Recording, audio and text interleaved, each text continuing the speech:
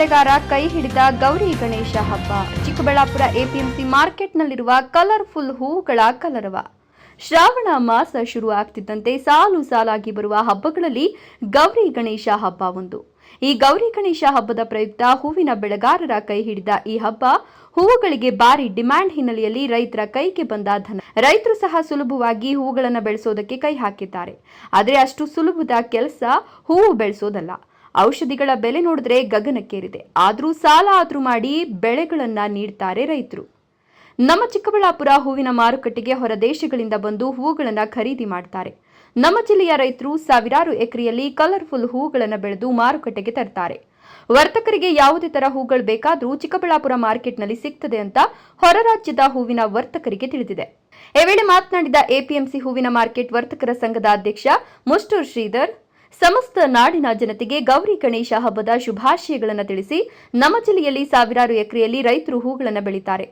ಆದರೆ ಈ ಗೌರಿ ಗಣೇಶ ಹಿನ್ನೆಲೆಯಲ್ಲಿ ರೈತರಿಗೆ ಒಳ್ಳೆ ಬೆಲೆ ಸಿಕ್ಕಿದೆ.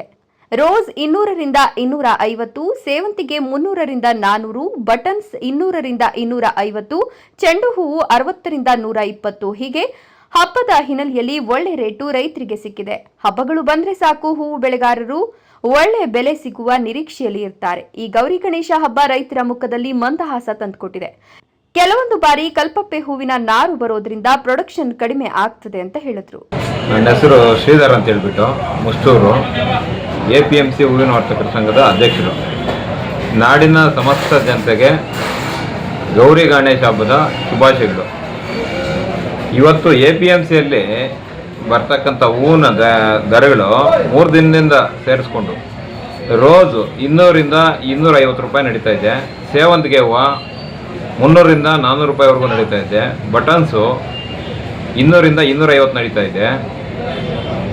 ಇನ್ನು ಮುಂತಾದ ಒಳ್ಳೆ ದರಗಳಿದ್ದು ಈ ಒಂದು ಹಬ್ಬಕ್ಕೆ ರೈತಾಪಿ ವರ್ಗಕ್ಕೆ ಒಳ್ಳೆ ಲಾಭದಾಯಕವಾಗಿ ರೈತರ ಮುಖದಲ್ಲೇ ಒಂದು ಸಂತೋಷವನ್ನು ಕಂಡ್ರೆ, ಅದೇ ರೀತಿ ವರ್ಷ ಇಡೀ ಪೂರ್ತಿ ಬೇಸಿಗೆಯಲ್ಲಿ ಬೆಲೆ ಬೆಳೆದು ಈ ಹಬ್ಬಗಳಿಗೆ ಅಂತ ಹೇಳ್ಬಿಟ್ಟು ರೈತರು ಟಾರ್ಗೆಟ್ ಮಾಡಿ ಇಟ್ಕೊಂಡಿರ್ತಾರೆ.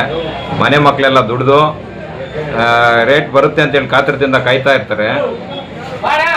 ಈ ಒಂದು ಮಳೆ ಒಂದು ಹಿನ್ನೆಲೆಯಲ್ಲಿ ಪಾಪ ಮೊನ್ನೆ ವರಮಹಾಲಕ್ಷ್ಮಿ ಹಬ್ಬಕ್ಕೆ ರೇಟು ಡೌನ್ ಆಗಿ ಕುಸಿತ ಆಗಿರೋದ್ರಿಂದ ರೈತರಿಗೆ ನಷ್ಟ ಆಗಿತ್ತು. ಈ ಹಬ್ಬಕ್ಕೆ ಹೇಳ್ಬೇಕಂದ್ರೆ ರೈತರಿಗೆ ಲಾಭದಾಯಕವಾಗಿ ಒಳ್ಳೆ ಲಾಭ ಸಿಕ್ಕಿದೆ. ಅದೇ ರೀತಿ ಕಳಪೆ ಒಂದು ನಾರುಗಳು ಕೊಡೋದ್ರಿಂದ ಈ ಒಂದು ಬೆಳೆಗಳು ಹಾನಿಯಾಗಿರೋದ್ರಿಂದ ಪ್ರೊಡಕ್ಷನ್ ಕಡಿಮೆ ಆಗಿದೆ. ಇಡೀ ಭಾರತ ದೇಶಕ್ಕೆ ನಮ್ಮ ಈ ಚಿಕ್ಕಬಳ್ಳಾಪುರದಿಂದ ಸಪ್ಲೈ ಆಗ್ತಕ್ಕಂಥ ವ್ಯವಸ್ಥೆ ಇದೆ. ಪ್ರೊಡಕ್ಷನ್ ಕಡಿಮೆ ಇದೆ, ಹಾಗಾಗಿ ದರಗಳು ಹೆಚ್ಚಾಗಿದ್ದಾವೆ. ಪರವಾಗಿಲ್ಲ, ಈ ದರಗಳಿಗೆ ಸಿಕ್ಕಿರೋದ್ರಿಂದ ರೈತರಿಗೆ ಒಳ್ಳೆ